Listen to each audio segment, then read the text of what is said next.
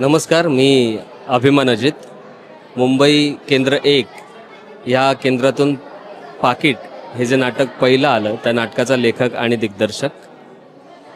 आमचं हे नाटक आहे आर्टिकल 14 भारतीय संविधानाच्या आर्टिकल 14वर आधारित समानता ह्या विषयावर बोलणारं नाटक आहे.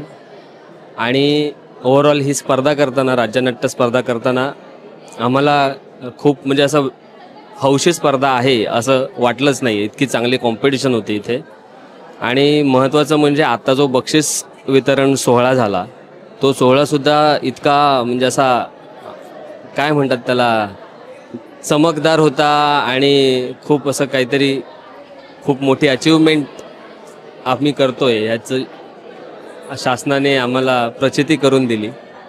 सो त्याबद्दल मी खरंच खूप ओव्हरवेल्म्ड आहे आणि शासनाचे मी खूप आभार मानतो की आमच्यासारख्या नाटक करणाऱ्या, नोकरी करून नाटक करणाऱ्या लोकांना शासन ही संधी देत आहे. त्याबद्दल मी शासनाचे खूप आभार मानतो. धन्यवाद.